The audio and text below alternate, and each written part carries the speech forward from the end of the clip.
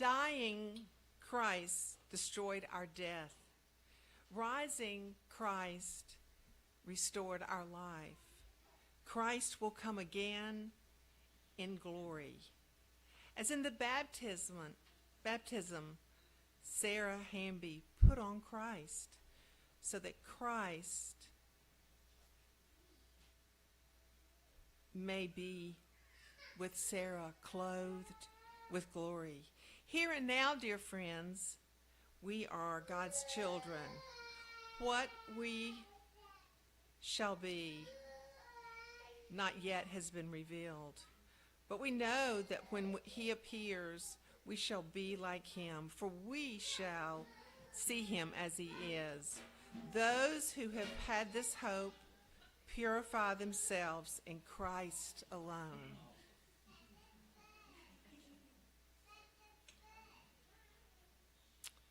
Jesus said, I am the resurrection. Those who believe in me, even though they die, yet shall they live.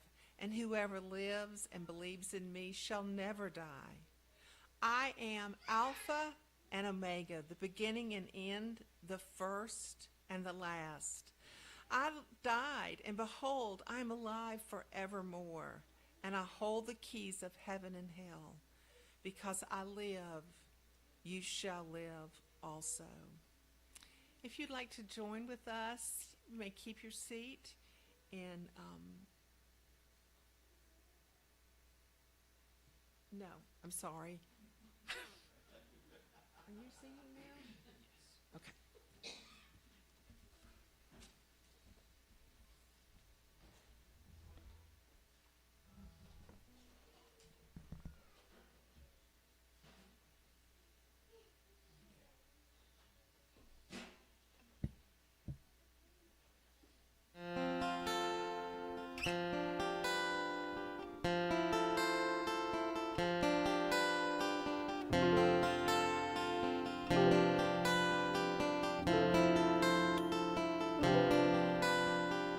Wait a minute, baby.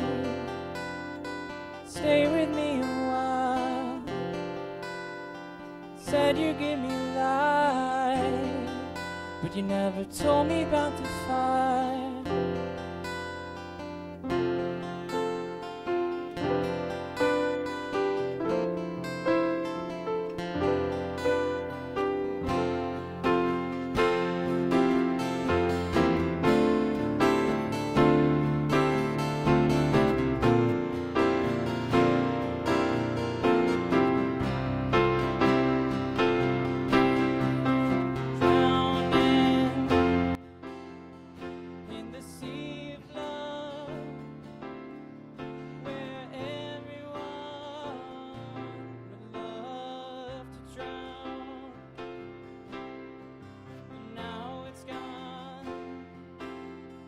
Doesn't matter what for when you build your house, call me home.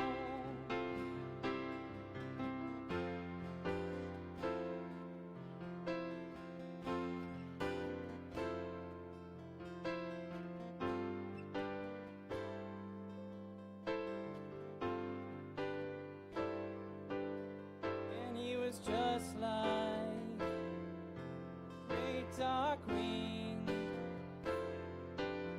within the wings of a storm.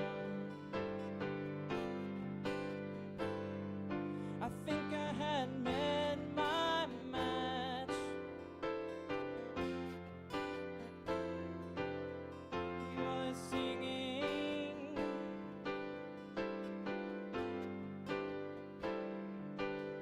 and undoing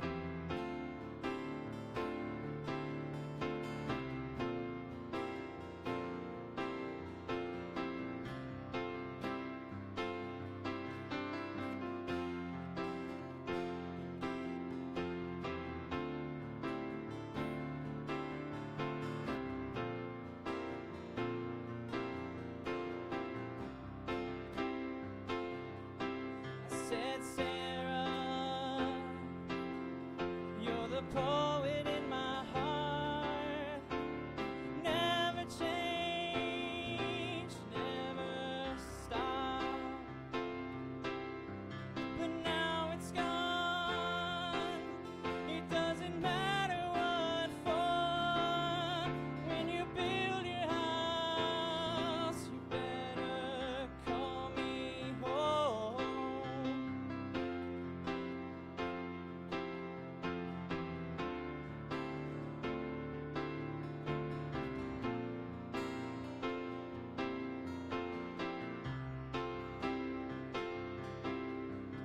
Drowning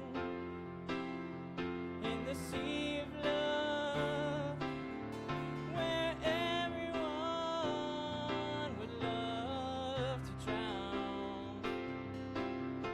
But now it's gone. It doesn't matter what for. When you build your house and call me home. I said, Sarah, you're the poet in my heart. Never change, and don't you ever stop. Now it's gone. No, it doesn't matter anymore. When you build your house, I'll come by.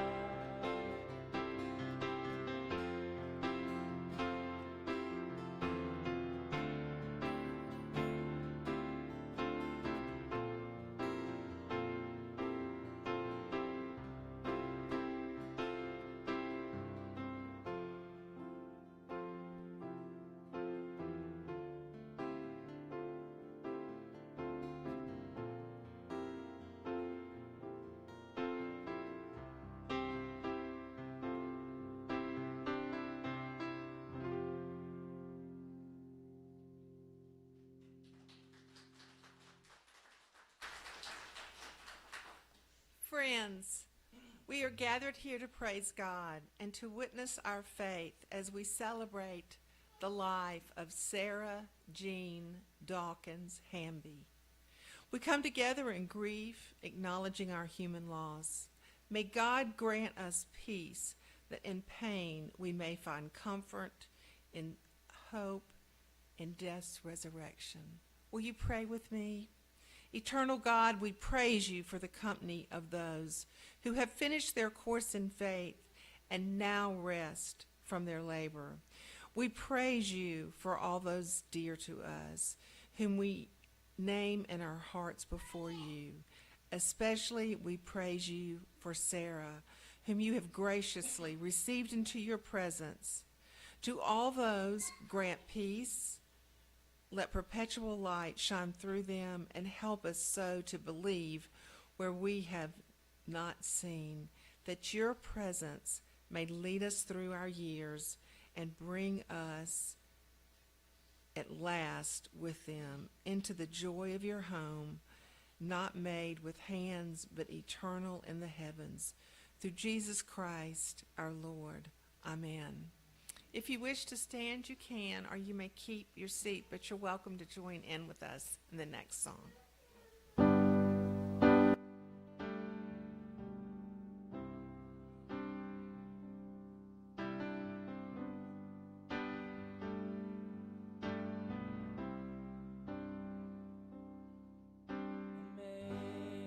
Amazing grace, how sweet the sound that saved a wretch like me.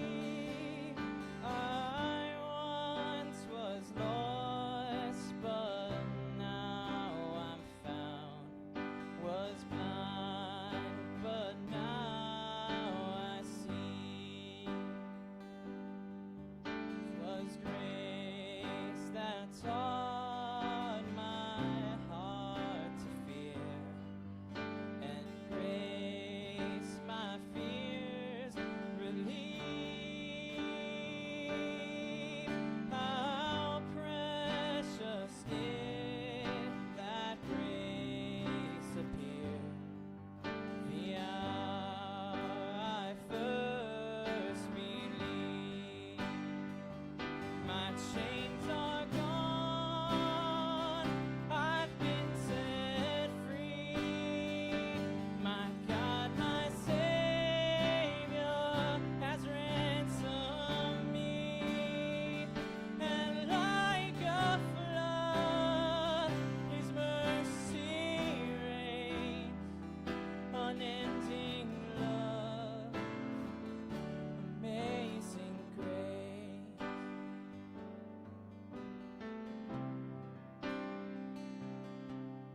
The Lord has promised good to me. His word, my hope secures. He will my shield and portion be, as long as life endures. My chains are gone, I've been set free. My God, my Savior has ransomed me. And like a flood, His mercy reigns. Unending love, amazing grace. My chains are gone, I've been set free. My God, my Savior has ransomed me. And like a flood, His mercy reigns. Unending love, amazing grace.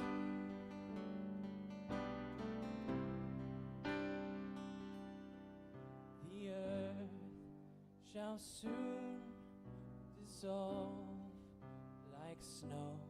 The sun forbear to shine.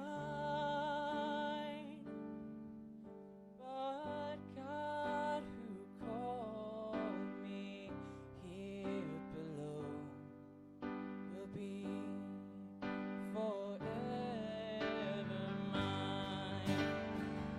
My chains are gone, I've been set free. My God, my Savior has ransomed me. And like a flood, His mercy reigns. Unending love, amazing grace. My chains are gone, I've been set free.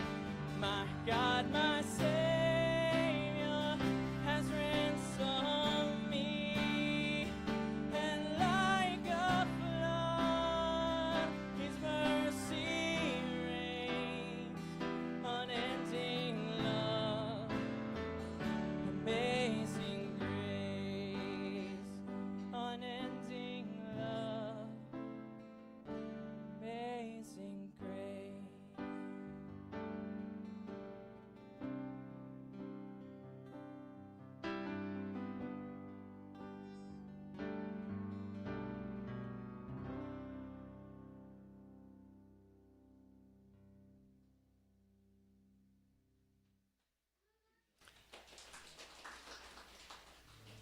At this time, I'd like to invite Donna McDaniel. She's going to speak from our church, from Alcova United Methodist Church. Now, Bob told us to wear bright colors, so we love bright colors and in honor of Sara. So don't think Donna forgot to dress for her funeral. She dressed for Sara. My sister is visiting with me this weekend, and she really did think I had dressed inappropriately this morning. So, I am Donna McDaniel, a longtime member of Alcova. I first came to know Sara Hamby on the ball field. Not that she played softball. She was there watching the toughest and the best player on the field, her mother. Best known to all of us as Mama Jean. Well, over the years, I began to have a little more contact with Sara, mostly through Montana and Bob. And we all know how active she was in Relay for Life and the retired teachers. She was also a regular attendee at Alcova United Methodist Church, where our congregation came to know and love her. She attended our monthly prayer breakfast, affectionately known as Betty's Breakfast Bunch. And this is from Betty McKinley, who faithfully brought Montana to church since the age of 5. But this was, we meet at IHOP, and we go there, and no matter what Sara ordered, the waiter knew to bring her lots of whipped cream on it, whatever she ordered. It didn't matter. Biscuits, whatever. Well, I thought for a long time that Sara was always grumpy. Until she explained to me one day that that was just her normal expression. Most Sundays, you could find her right over there on that third row sitting with Bob, unless the baby was preaching or that she and Bob were off on one of their adventures.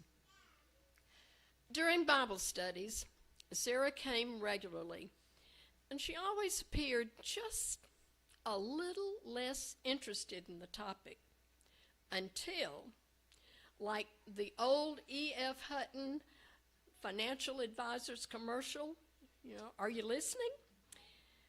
When Sara spoke, we knew to listen because something profound was about to come out of her mouth. So Montana, I know where you get it. Like I said, I had him in Sunday school for a long time, and I never thought he was paying attention until I asked a question, and he knew the answer. Sara graced our church with some of her creativity, making a hand-painted sign for our prayer garden with wood that had been part of the original church building. She attended her first Ash Wednesday service earlier this year, commenting after the service about how meaningful it had been. The past few weeks of her life, I saw a change in Sara. She was smiling more. She was almost animated. Bob said that he had also seen that change in Sara. So we know God was working on Sara. Psalm 23 says, "You prepare a table before me in the presence of mine enemies." I can just see Sara's table now. It's full of construction paper, glue, scissors, paint, brushes, and lots of glitter and bling. And if there are any enemies before Sara, they are now decorating luminary bags. Sara, may you rest in peace and rise in heaven.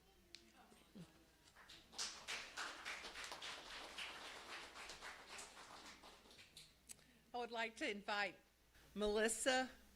Yeah, you're taller than Donna. Let me get this worked out for you. Melissa Thompson is from the Newton County Relay for Life. Thank you. It is my honor to stand before you today and speak of my friend Sara. Our connection began through Relay for Life. I came on board as a rookie compared to Sara, and I too saw that grumpy face. I wasn't too sure about how this was going to go, but she had far more experience than I did. But she came alongside of me and she helped me. She showed me the ropes and taught me many valuable lessons. It wasn't long before she would ask me some very tough questions, and she would challenge me with new ideas and her endless creativity. She always had so many wonderful ideas and things. Sara was always encouraging and supportive as we weathered many changes and challenges with Relay for Life. She was helpful in hard times and always remained positive. Sara was passionate about raising awareness and supporting the American Cancer Society. Her work and Hope for a Cure covers about 25 years. She led teams with Indian Creek Middle School, Alcova United Methodist Church, and Alcova Trestle Family and Friends Against Cancer. Sara made many great accomplishments and incredible contributions. Her dedication to finding a cure has radically changed the lives of those who face cancer, not only those in her personal life, but those throughout our community and all around the world, and especially me. Through my cancer journey, Sara would always ask how I was doing and what was going on, and I would share with her about the new treatments and the new things that had come about through research, and she would be so encouraged and so excited that lives were just radically being changed, and that was part of her effort that was being manifested that she got to enjoy and celebrate. So today I want to share with you the impact that Sara made in her fundraising efforts with the Relay for Life and the legacy of contributions that she leaves to encourage us to keep fighting for a cure. In her time at Indian Creek Middle School, Sara raised $61,174.17. With Alcovy United Methodist Church, she helped raise $16,404.87. With Alcovy Trestle Family and Friends Against Cancer, she raised $35,631.48. Since 2003, the American Cancer Society attributes Sara's contributions to be $113,210.52.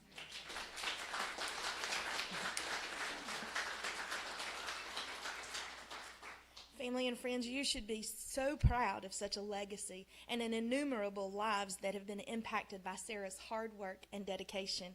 I stand before you today as one of those, and I'm very honored to have known Sara and to know her passion and her work and how it truly has impacted so many throughout our community and our world.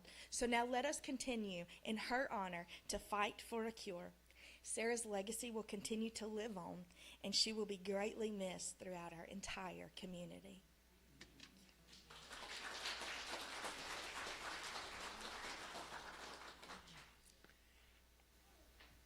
And from the Newton County Retired Educators, Leela Elkins, we're so delighted that they meet in our space where we'll have lunch in a few minutes, and we hope that won't stop.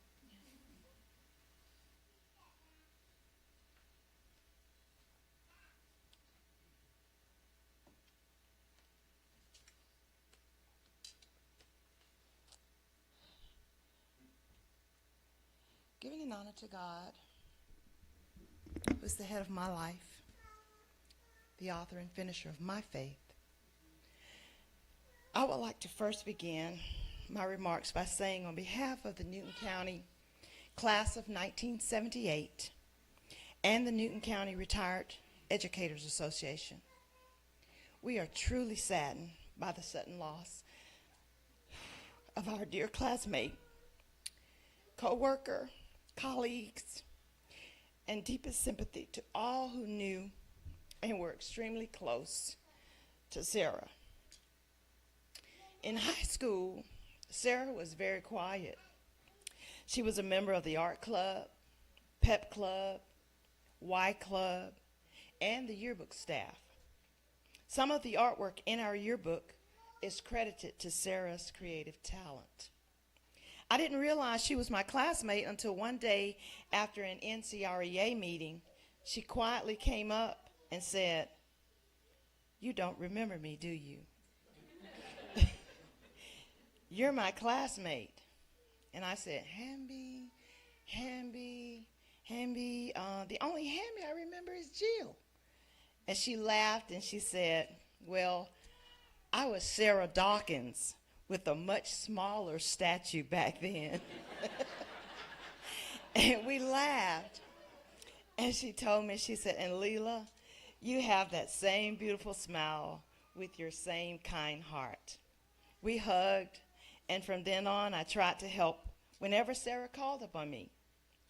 The hardest thing after her passing for me was seeing Bob in the Roses parking lot, who having the strength to carry on the luncheon that Sara had planned, and hugging him. The tears wouldn't stop. I thought I had it together, but the tears wouldn't stop. When you see Bob, you would also see And when I didn't see Sara with him, it hit me kind of hard, and the tears wouldn't stop. He finally said, "It's okay. We'll all miss her, and I know you cared for her too." Then we were laughing, crying, and talking all at the same time. So I asked Bob, "Who am I going to send these pictures to now?" Sara was my go-to person for sending pictures of our meetings, of events. Sara also called me the Uber driver for our senior citizens because it meant a lot to her to see Miss Adams, Miss Sifo, and Miss Hill attend the meetings. In our yearbook is a poem that I think Sara wanted me to read because it just flew open to this page when I was looking through it, reminiscing.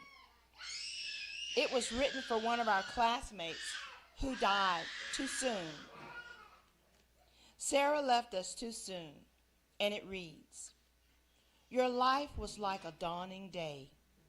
Now you have met the night. You touched the sun and took a ray and made our lives shine bright. At first, all is dark and bleak. It seems the world has come to an end. But to us you softly speak, and joy again to us you've sent. You've come to the final day, which we have yet to arrive. It's hard for those who came your way to carry on their lives. But you have not completely died. We'd rather think this way. Your life is merely set aside for another dawning day." And secondly, I am extending sympathy on behalf of our Area 13 Director of the Georgia Retired Educators Association, Dr. Sally Mills, who couldn't be here today because of another prior commitment.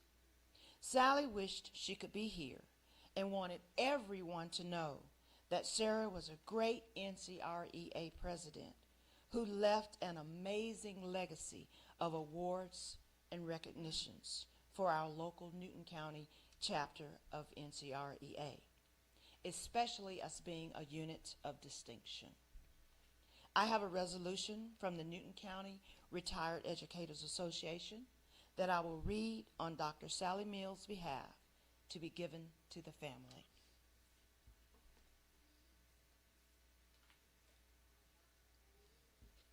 Resolution of respect in loving memory of Miss Sara Hamby, President, Newton County Retired Educators Association, July 26, 2024.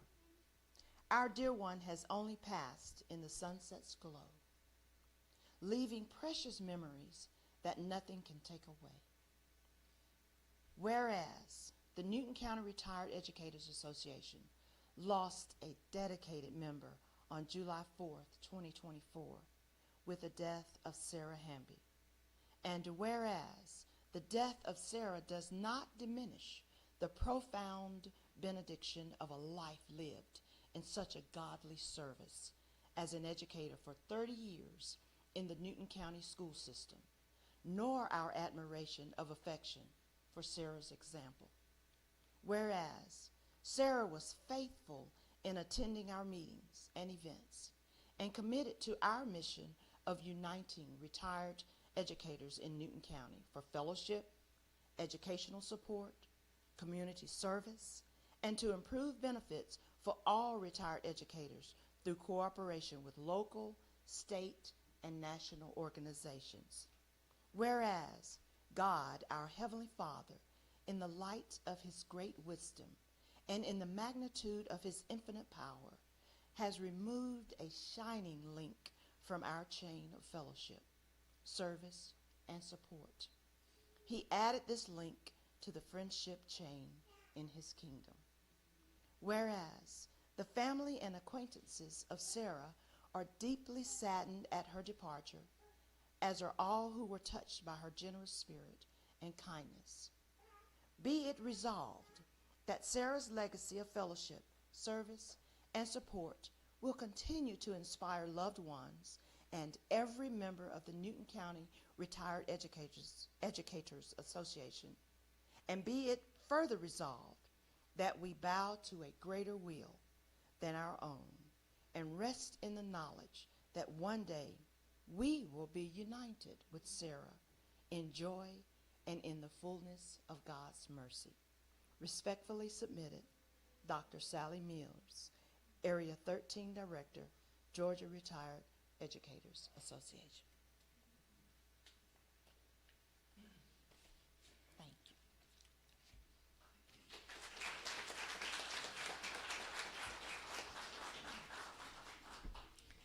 When I was appointed to this church 7 years ago, I came from Snellville.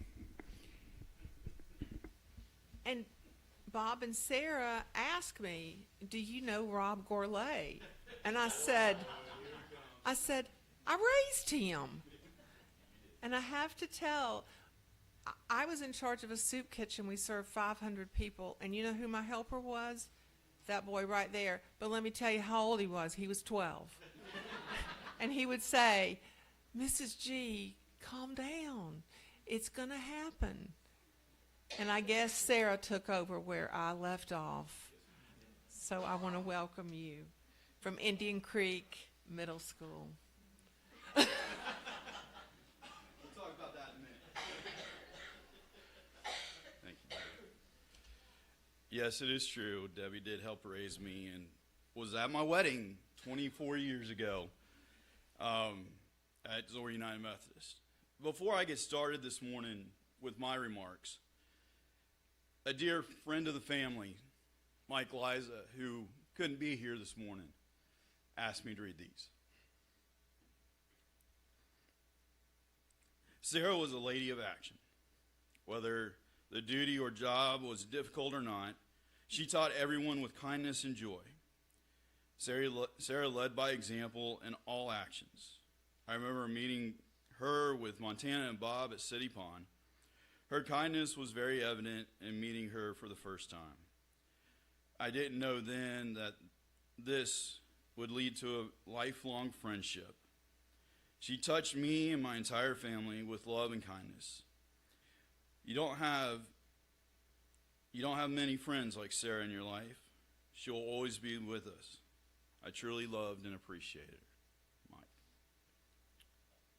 Before I get started, I would like to take a minute and thank Bob and Jared in Montana for allowing me to be a part of this celebration. And it is a celebration. I'm not going to mention the email that told me about a time limit. Montana. But I'll do my best to honor. I know. That's true. That is true. Matthew chapter 19, verses 13 and 14 read, "Then the people brought little children to Jesus for him to place his hands on them and pray for them. But the disciples rebuked them. Jesus said, 'Let the little children come to me, and do not hinder them, for theirs is the kingdom of heaven.'" This is one of the great scriptures that teachers reflect on often. And Sara was a teacher, and one of the best to ever grace the halls of Indian Creek Middle School.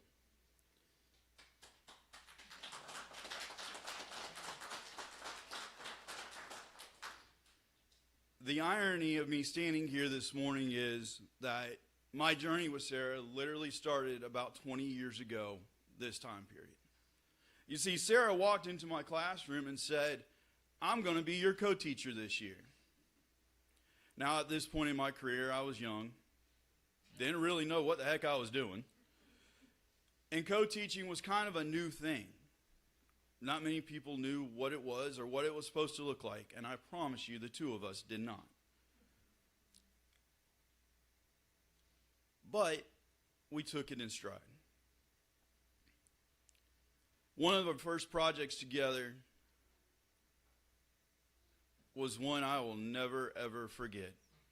And I'm fairly certain said waiter that brings all the whipped cream was in said class. He won't ever forget it either. You see, I knew Sara was creative, I didn't know that she was this creative. So this first adventure, as we're trying to get to know each other, with 38 students. This is important to understand. There were 38 students in this room that was only supposed to hold 25. She goes, you know what, I think we need to trace maps of Latin America on poster board. And then have the kids bring in dried beans and pasta and outline it with dried beans and pasta and then fill in the different countries and label it with dried beans and pasta. Sure, sounds like a great idea. I'll go along with it. Absolutely. Did I mention 6th graders? That's key. Needless to say, we didn't do that again. There were many maps that we drew over the years and painted and did numerous things, but never with dried beans and pasta, and we're extremely grateful for that. So is the custodial staff, by the way. We taught 6th grade social studies together for many years. It was a partnership that I look back on and understand it was a foundation. A foundation to me being the teacher I am today. A foundation of understanding what co-teaching is supposed to look like and how you're supposed to work with your co-teacher. One thing that Sara taught me very early on was there's no your students versus my students. They're all students. And it didn't matter. There were times she took just as many students with her as I had in my classroom, or vice versa. And we loved every minute of it. Those maps. I'll never forget those. One of the other things that we did, and again, Sara was a creative mastermind. If you guys did not know this, I promise she was. We were teaching a unit on Greek and Romans. Bob tells me he found a picture of this recently. Yeah, thought we discussed that, Bob. And she said, you know what, it'd be fun to dress the kids up in togas, have them reenact myths. Sure, awesome. I want to tell you, that was probably one of the greatest days of my teaching career. We had a blast, and so did those kids. I would be remiss if I didn't talk about Relay for Life. Some of that $60,000 you were talking about came at my expense. Go ahead, here we go. Yep, I wore that turkey hat more times than I wish to count. You see, Sara came up with this brilliant idea, and it started at Easter. Let's have the students vote, paying a quarter for the teacher they want to see dressed up as a rabbit. You can guess who won said contest. I was saying, okay, hey, this is a one-time deal. We're not going to have to do this again. Here comes Thanksgiving the following year. Super turkey time. What? Oh, yes, we're going to do this again. And here comes the turkey outfit. Followed very closely by the elf outfit, the Cupid outfit, the leprechaun outfit. I did it all. And I did it with a smile on my face. Sometimes I regretted it because I won't tell you, some of those costumes. But Sara designed every one of them. We had a lot of fun together. A lot of fun. She was a proud member of Indian Creek Middle School. I would also be remiss if I didn't speak about Gail Jones, who was her roommate for pretty much the entire time she was there. See, you didn't see one without the other. And Gail was just as crazy as Sara, I promise. But they supported each other, the relay efforts, the selling of lollipops. I forgot about the penny wars. Yes. and the number of hours they counted pennies and other coins. It was absolutely amazing. And of course, Beth was there with them the entire time, usually egging them on. But you know what? Those relationships were special and they were important, especially to Sarah.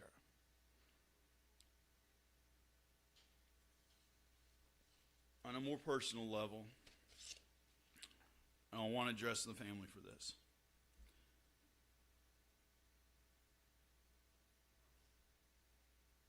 Jared and Montana, you were your mother's pride and joy, no doubt. The smile, I can't wait to tell you what they're doing every time I saw your mom.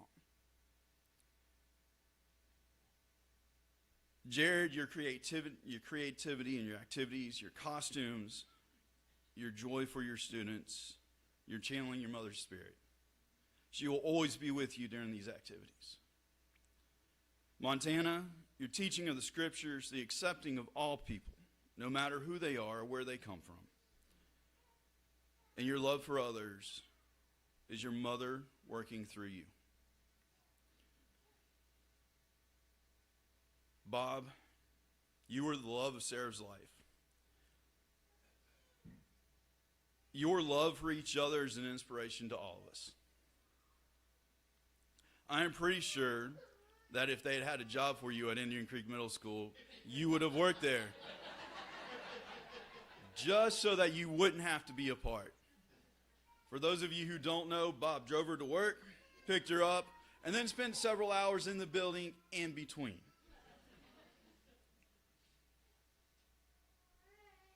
By continuing to feed the homeless, working with the relay, and continuing to share Sarah's love with others, she will be with you. Together, you are continuing Sarah's legacy. It is a legacy of love and compassion for others. It is a legacy that is an inspiration. It is a legacy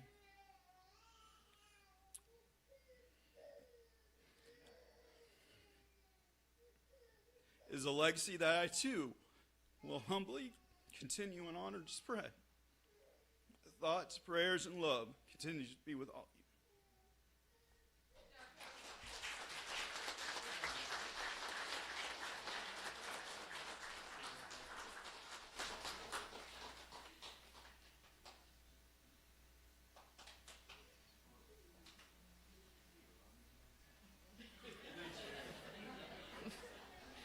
Thank you for all your sweet words. At this time, we'll have Montana.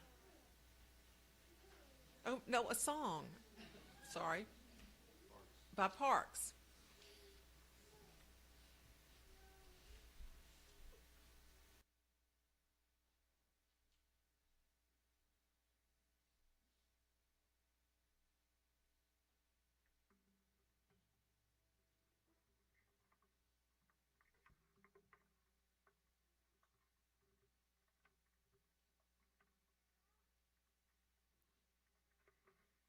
Montana asked me to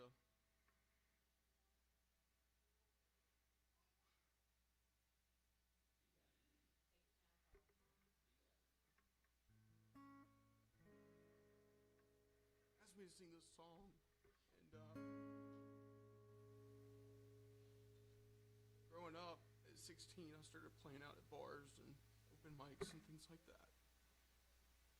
And my mom and some friends and Uncle Bob and Aunt Sarah were there every Wednesday and Thursday night. And they supported me all through high school and into my 20s with whatever I did with music. And this guitar right here is the one that she heard a lot of those tunes on. So when Tana texted me the other day and he was like, hey, we're going to need you to bring a guitar that's got a pickup in it. I really wasn't ecstatic about that because I have another guitar that's my favorite guitar at home. But then it kind of hit me that this is the guitar that she heard. So it means a lot. So thank y'all for letting me do this.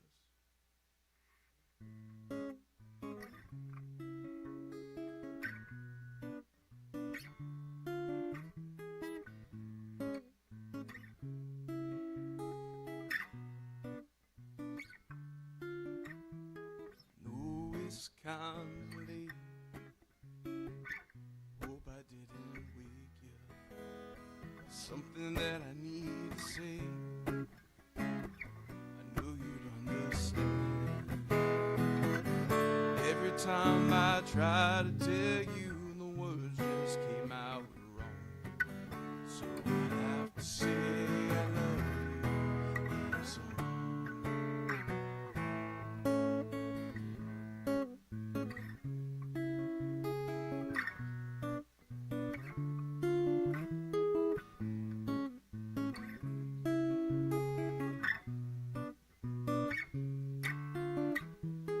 know it's kinda strange. Every time I'm near you, I just run out of things to say. I know you'd understand. Every time I try to tell you, the words just came out wrong. So I have to say I love you.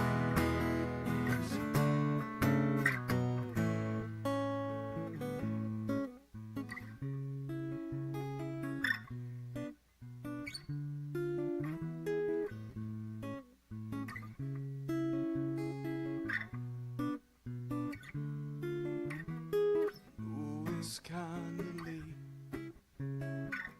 Hope I didn't wake you. Got to say, can't wait. I know you'd understand. Every time I try to tell you, the word just came out wrong. So I have to say I love you. So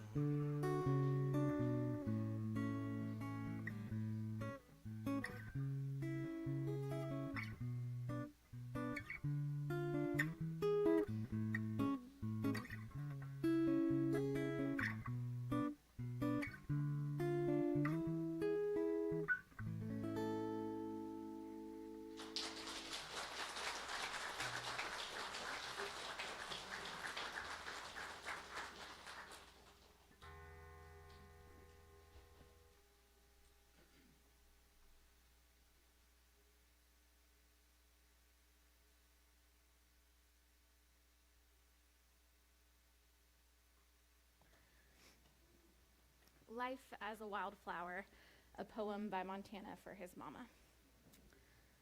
We dream of life as a garden, something we can control, filled with perfect lines and filled with each and every perfect row. We dream of life as a garden, curated as our own, a place where we pick and choose the beauty, a place where we select whatever's grown. But life isn't like a garden. It scatters every place. Life springs up at every corner. Life grows in the unlikeliest space. But really, life is like a wildflower, bringing beauty wherever it goes. It creates pops of color. It creates floral shows. Life is like a wildflower, something we can't control. Life skips every single line. Life never follows any row. Life is like a wildflower, curated all on its own. We never get to choose its beauty. We never get to know what's grown. So instead, let's think of life as a wildflower and scatter our love in every place. Our love can spring up in every corner, and our love can grow in the unlikeliest space. We'll dream of your life as a wildflower. You took its beauty everywhere you went. You curated every pop of color. And you are still creating each and every wildflower that is sent. We are so grateful to all of you for being here with us today to celebrate, to laugh, to cry, to remember with us. And we first want to say on behalf of all of the Hamby family how grateful we are for your love and care throughout these last several weeks. And certainly for so many of you being here with us today. Sara would have loved this. She would have loved this sanctuary packed out. We know there's a lot of you in the fellowship hall, people watching online. It's a beautiful thing. She also would have loved all the giggling and crying and screaming of children. Nothing would have made her happier than this. And so your presence here today means so very much to us. We have already been honored to hear such incredible remarks of the most important aspects of Sarah's life. They showcase her heart and her character, her commitment to serving others, her love for her students, her ability to see people that society so often overlooks, her advocacy, her passion, her kindness, her presence, her consistency. She loved her church, she loved her community, she loved her students and her school, she loved her coworkers and her friends, and perhaps I'm a little biased here, but most of all, she loved her family, deeply, fully, and wholly. Her family was everything to her, and it's my honor to share from that perspective this morning, because it's been a gift for more than a decade to have the distinct privilege to be wrapped up into the Hamby family love. You know, nothing can quite prepare you for your first outing to Hamby Land if you have no context at all.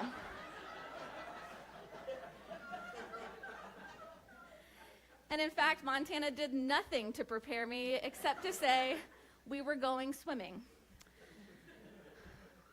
Thinking we were going just to meet his parents, early on in our dating, I didn't know what I know now, that when we is said in Hamby Land, it is always going to be more than you expect. And so when we arrived, there were cousins all in the pool, friends around tables, lots of loud voices talking.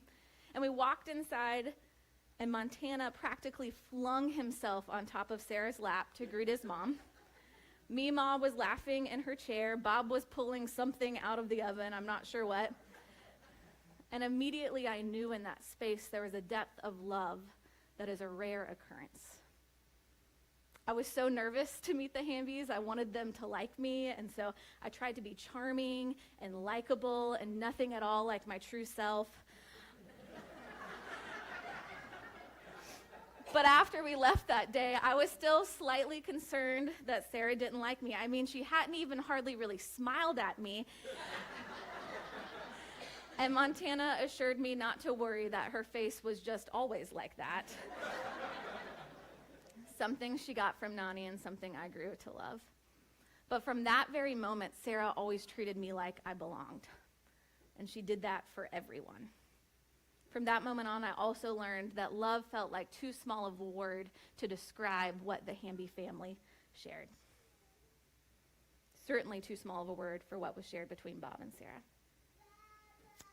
Sara grew up in Covington, the daughter of William and Jean Dawkins and little sister to Billy.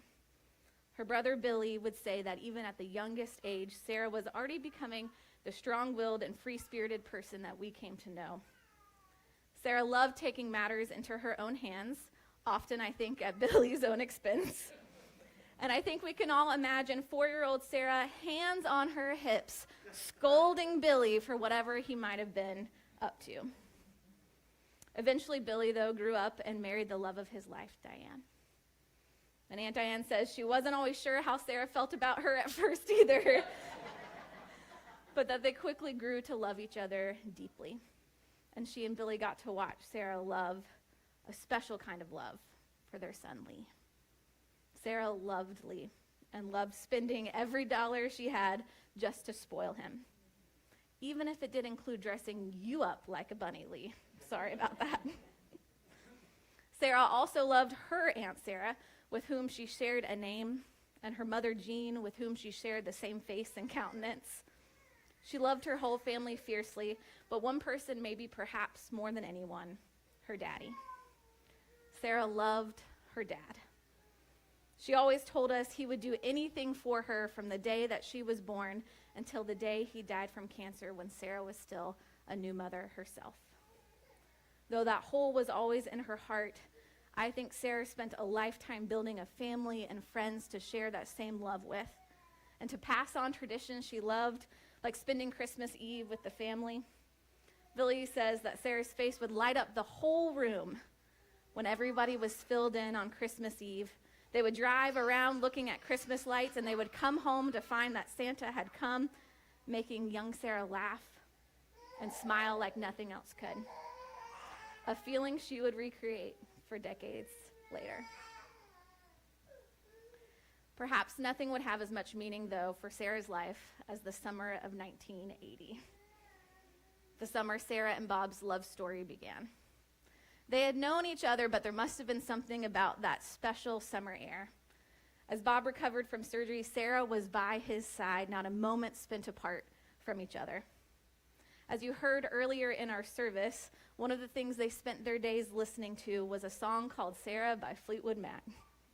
They developed a foundation of trust and of deep affection, and instated their lifelong practice of cuddle breaks and talking. The next year they would be married, a marriage that showcases what it truly means to be there for each other in sickness and in health, in good times and in hard times, in joy and in darkness. For 43 years, their love never wavered. Even when Bob says it should have, it never did. For 43 years, if you know them, you know they were practically inseparable, and they shared all sorts of adventures. They owned their own bakery and catering business, and even catered the set of In the Heat of the Night. But I also wonder how many of us gathered here today can picture the beauty of a cake intricately and carefully decorated by Sara for one of your special occasions. They also traveled across the states, sharing their love for nature and history together.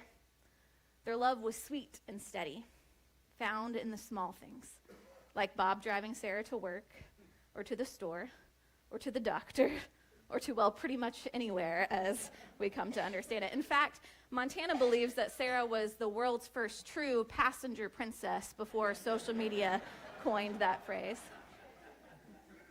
Big or small, they were each other's biggest cheerleader.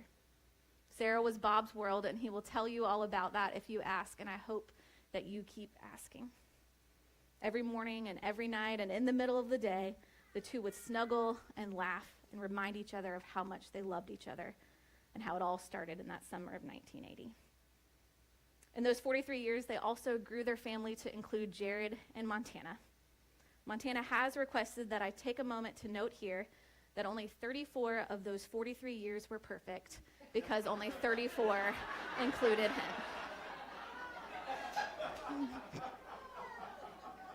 Sorry, Jared.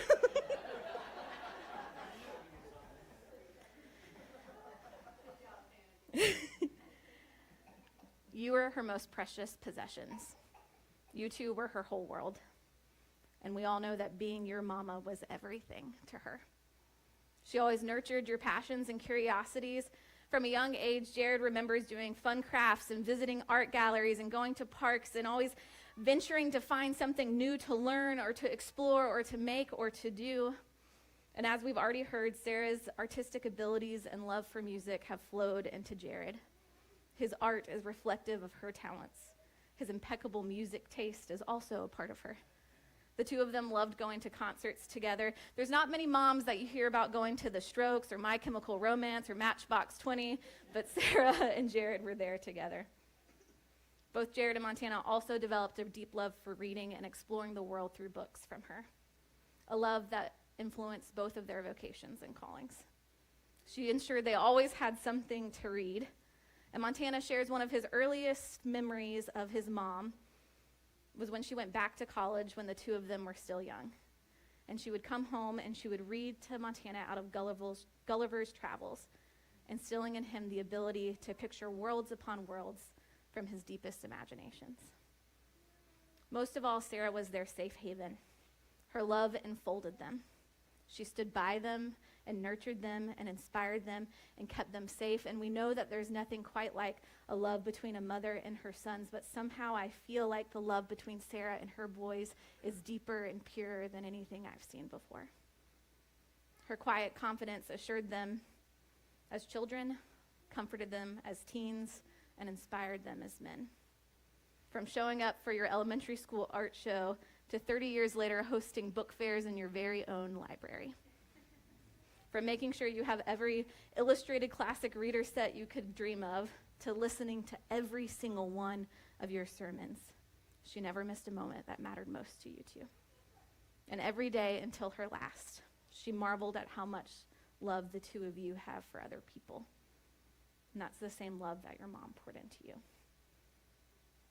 But Sarah was not only daughter, sister, wife, and mama. She was also Aunt Sarah. And Aunt Sarah meant that she extended her loves to cousins and nieces and nephews, and to really frankly everyone, even if she wasn't actually your aunt. Aunt Sarah kept the traditions of the family alive and created new ones that are some of our most precious memories. Whether it was baking cookies in the kitchen filled with kids, while Sarah's cookie designs were intricate and beautiful, encouraging you guys to be creative. Or whether it was those huge family beach trips to Mexico Beach where Sarah would somehow build the biggest and most magnificent sand castles while never once getting sand on herself, a feat that we still find impressive and inexplicable to this day.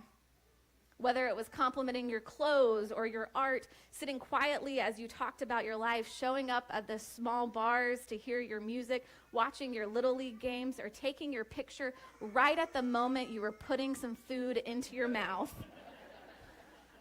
Sarah was always watching and always showing up. She was proud of each and every one of you, and she loved you deeply and wholly and fully. Sarah wasn't quite like anyone I've ever met. She was deeply caring without having to be overly friendly. She was incredibly passionate and dedicated without having any need to be the center of the room. She was creative and talented, a beautiful artist, while making people feel like it was their work and their art and their talent that was truly what was to be displayed.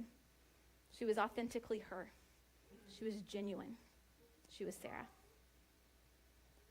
So I know many of us have struggled for the last several weeks with questions that we ask ourselves at times like these. Questions that we also know we never really get an answer to. Right or wrong, as a pastor, I am so often tempted to try to answer these questions or to somehow seem that I have fully understood these mysteries of life and death, but I haven't. So these words from John 14 come to mind. Jesus said, "Do not let your hearts be troubled. You believe in God, believe also in me. My Father's house has many rooms. If that were not so, would I have told you that I'm going to prepare a place for you?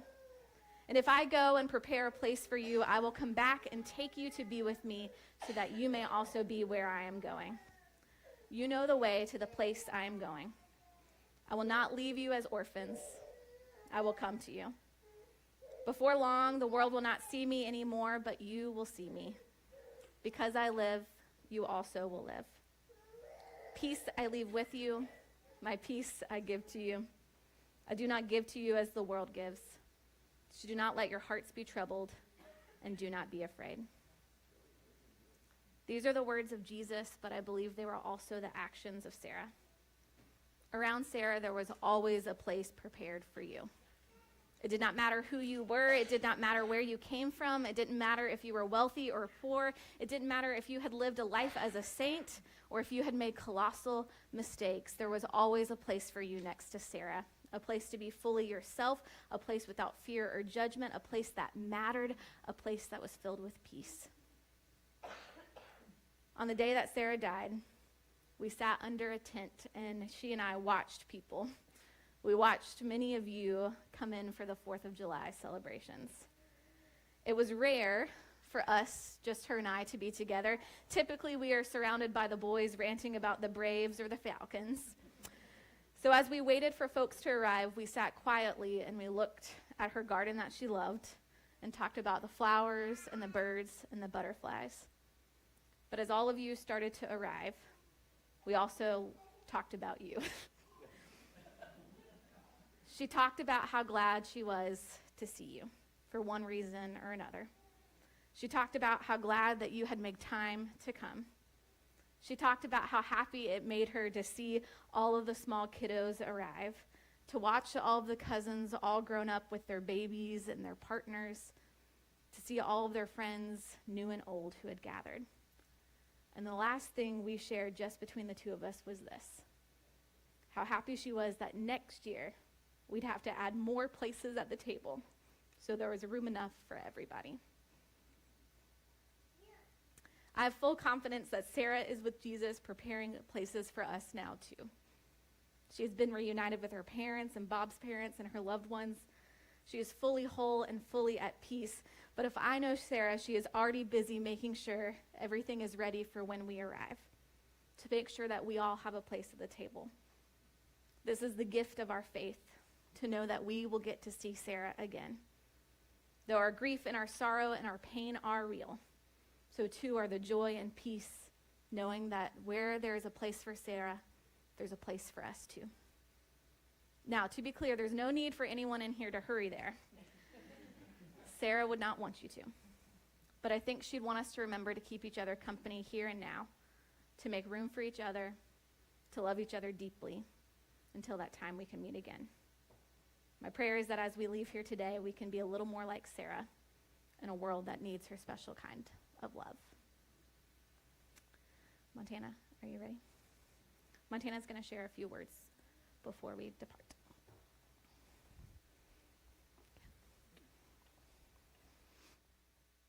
So, we've heard about all the things that my mom did in the community and the things that she was passionate about, and Natalie has wonderfully captured what our family and all that she meant to us and to you. But over the last few weeks, there was just one more thing that I kept thinking about that I couldn't get out of here without acknowledging.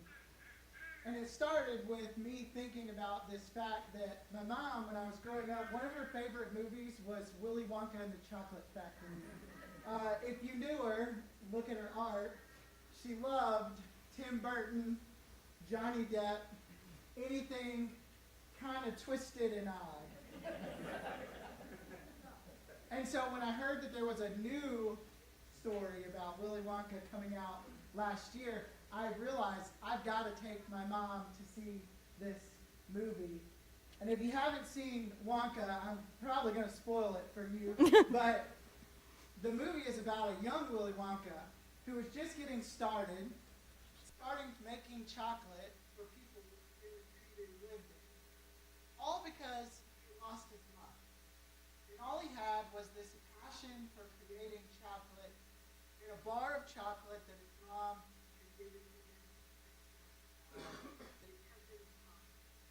And so he never told him her secret ingredient. So Willie went all over the world trying to find the greatest innovations for candy making, to be able to share it with people, just so that he could share his mama with all the people that he met. But in the end, when Willie finally opened up the bar of chocolate that his mom had given him, inside it, underneath the wrapper, written on a golden slip of paper, was her words sharing that secret ingredient. Rather than something elusive or exotic. Her message said, the secret is that it's not the chocolate that matters, it's the people that you share it with. I'm Mama. And that's the secret that my mama shared with me. And that you so wonderfully shared with us today. And that many of you have shared with us over the last month, with all of your stories and all of the things that you have shared. We've heard about her passion and her impact from those that have spoken today. But we've heard about all of the different things that she's done and how she impacted you, her presence that you felt here. But just like that little golden piece of paper, my mama would say that it isn't the teaching that matters. It's the people. It isn't the art that matters, despite how amazing it is. You can see it here in front of us. It's fantastic. What matters is who you make art. It isn't the words that we write or the words that we say or the words that we don't say, because my mom was amazing at not saying anything at all, but letting her presence be known. None of that matters, because what matters is the people that are there. That's what it's about. God has given us this beautiful and wonderful gift that is life together in this world while it's mortal and true. But God has given us a promise of a life in eternity with But what matters about this life that we have is that we live it with the people that we choose to those moments with. What's important is the people that are around us who share in the laughter and the joy, the sorrow and the hurt, the love and the snuggles, the care and support. You all are the community for my life. Because everything you do for this encounter was for you. So today we celebrate her life. We say these hard words and we move into it. But I'm glad that she shared that secret with me. Through all that she was, and all that she is, and all that she will forever be in our hearts and our lives. And you are our secret. And we thank you.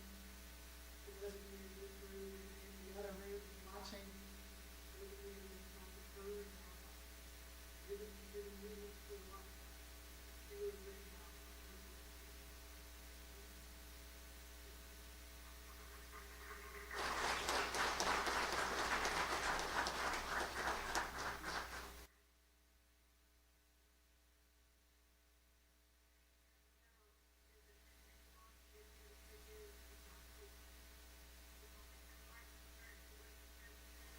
Holidays.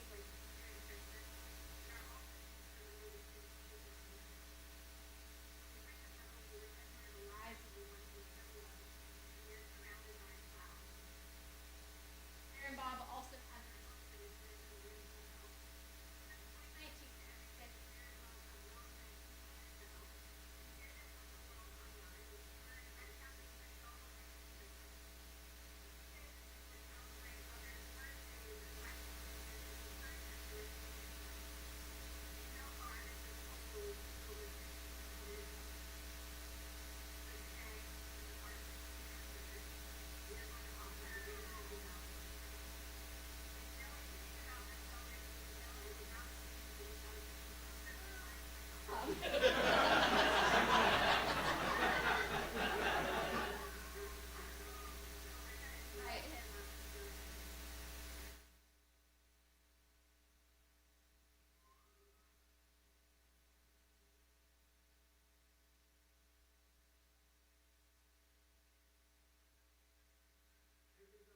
bell every morning. And everywhere we went, we had a bell we rang. And we pushed our pride up. And yes, I will push Rig for life. You know, I've been preaching on the bell. I like to hit $3,000.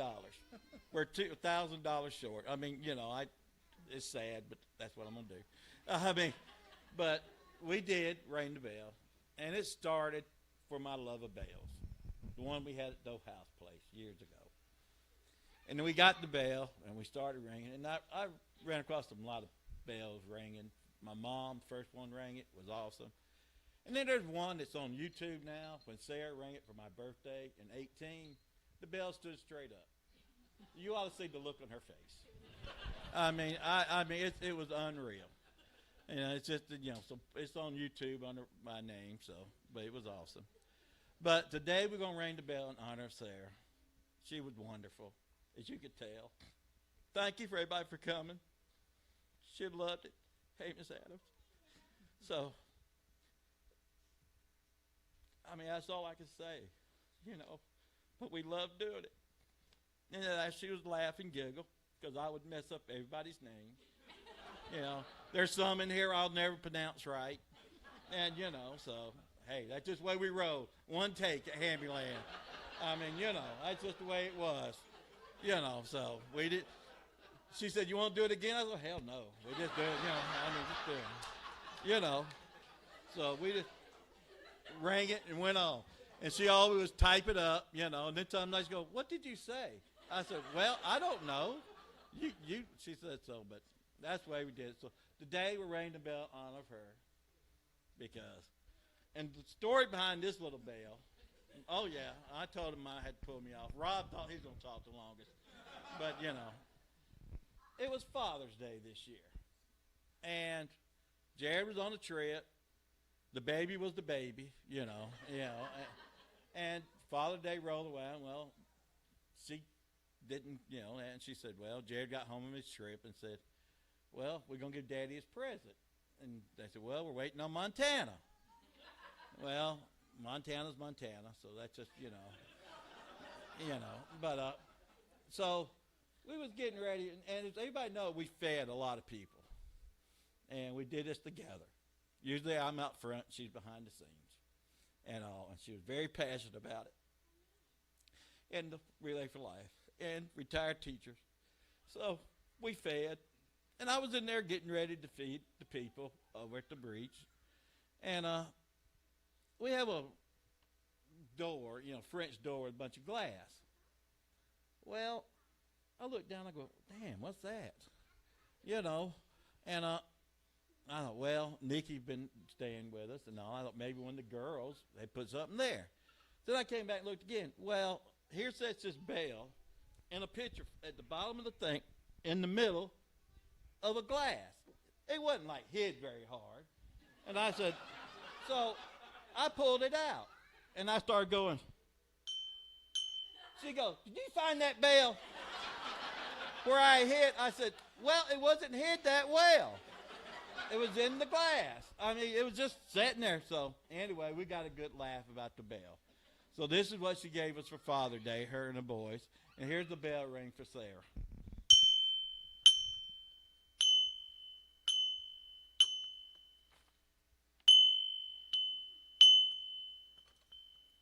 She had it down pat.